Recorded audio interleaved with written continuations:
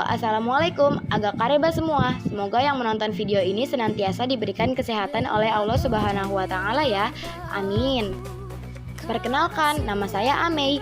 Saya mewakili kelas 87 untuk mempresentasikan tentang keragaman budaya yang ada di Provinsi Sulawesi Selatan. Sulawesi Selatan yang jika dilihat dari peta, posisinya berada di kaki Pulau K, Sulawesi. Untuk lebih akrab, panggil aja aku BC, panggilan perempuan akrab di Sulawesi Selatan. Nah, jika kamu berangkat lebih dulu lewat laut, maka kamu akan sampai lebih dulu di area pelabuhan ibu kota provinsi ini, yaitu Makassar. Keluar dari situ, jangan lupa singgah dulu menyantap coto Makassar khas berkuah dengan isian daging dan jeroan sapi. Lalu mengarah ke Pantai Losari, kita akan melihat benteng Rotterdam peninggalan kerajaan Guatalo, salah satu kerajaan terbesar yang pernah ada di Sulawesi. Yang wilayah intinya berada di Goa Kabupaten yang berada di selatan Makassar.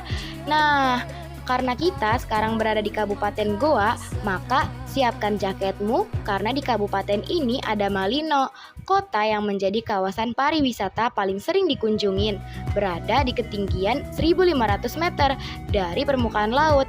Ini adalah kawasan yang dingin, singgahlah sejenak seharian dan rencanakan mengunjungi kebun teh dan hutan pinusnya. Setelah puas berjalan-jalan di sana, berikutnya kita akan ke kota Takalar. Nah, buah-buahan yang memenuhi kota Malino seperti markisa dan stroberi bisa nih jadi bekal kita karena di Takalar sedikit gersang. Beruntung di kabupaten ini bisa melihat pantai yang cukup indah dari pesisir. Berikutnya, kita akan ke kota Bantaeng. Di sini kamu akan menjumpai pantai-pantai yang cantik dengan jajanan dan tempat duduknya. Dari Makassar tadi sampai Bantaeng ini, kamu harus terbiasa dengan bahasa Makassar yang umum digunakan karena di kabupaten selanjutnya, Bulukumba, bahasanya itu sedikit berbeda, disebut dengan bahasa Konjo Sebuah, rumpun dari bahasa Makassar yang dituturkan oleh banyak masyarakat di Bulukumba.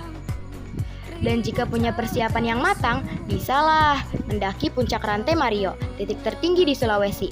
Turun dari puncak ini, nikmati dulu deh kopi khas Enrekang.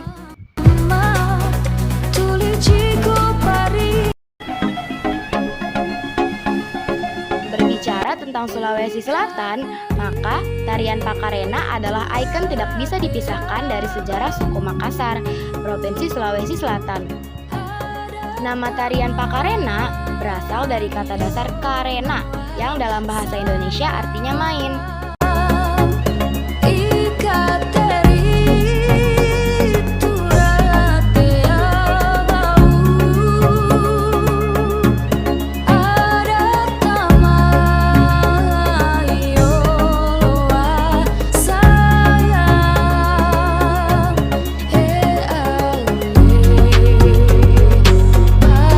Tari Pakarena biasanya dimainkan minimal oleh 4 orang penari.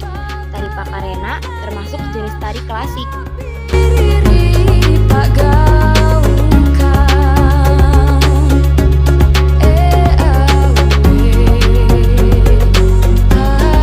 Pada masa lalu, tari Pakarena dipertunjukkan sebagai salah satu media pemujaan kepada para dewa.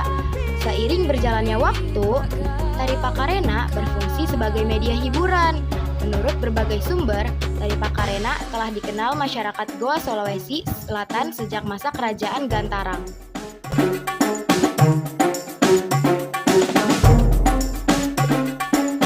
Gerakan Pakarena memiliki filosofi yang menceritakan kisah kehidupan. Kisah yang disampaikan adalah kisah manusia dengan penghuni langit, di mana penghuni langit digambarkan sebagai dewa atau bidadari kayangan yang memberikan pelajaran kepada manusia mengenai cara-cara bertahan hidup di muka bumi. Cara hidup yang dimaksud adalah mulai mencari makanan di hutan hingga bercocok tanam di hutan.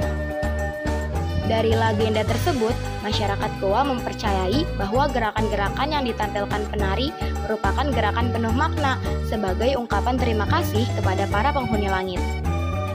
Seiring perkembangan zaman, tarian khas Sulawesi Selatan ini sangat diminati masyarakat dan akhirnya membuat tarian kipas Pakarena yang menjadi hiburan yang menarik bagi penonton.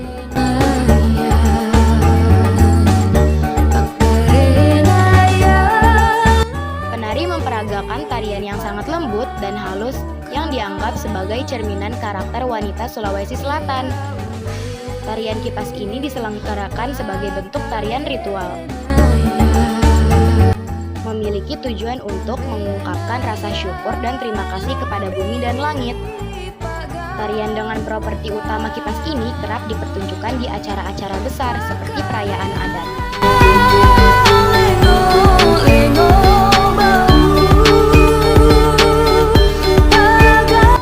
Keunikannya, dalam tarian ini, walaupun penari menari dengan gerakan yang lemah lembut, namun irama yang dimainkan musik pengiring bertempo cepat dan kostum yang digunakan para penari biasanya merupakan busana adat khas Goa. Tata rias yang digunakan pada tari Pakarena adalah jangang lea-lea, yaitu tata rias cantik yang diberi polesan. Sementara busana yang digunakan pada tari Pakarena adalah baju pahang, lipak sade, dan perhiasan.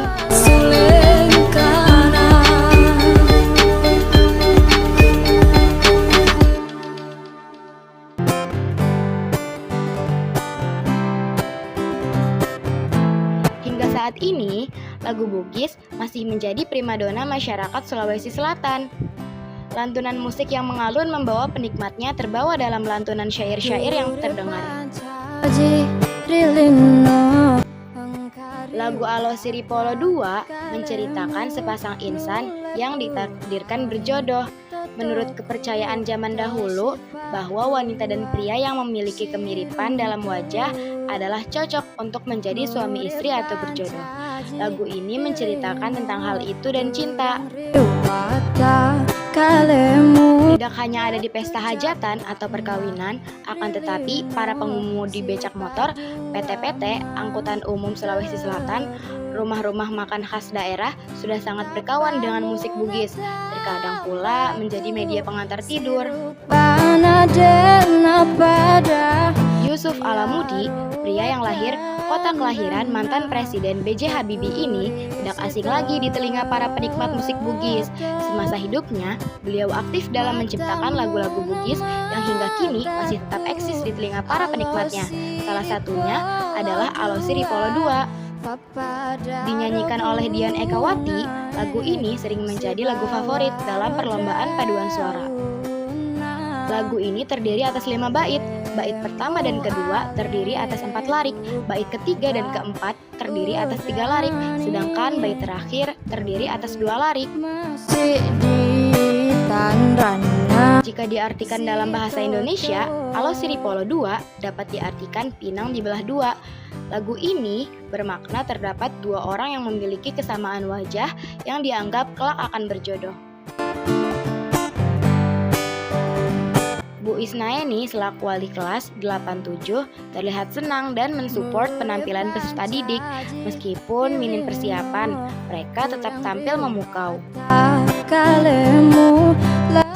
Lagu ini syarat akan makna dan tak dipungkiri bahwa hingga kini anggapan bahwa kesamaan wajah petanda berjodoh sering dilontarkan kaula muda. Harapannya, semoga musik daerah tetap terjaga. Sirupana dena pada hiarawatan rana tepuri sitoto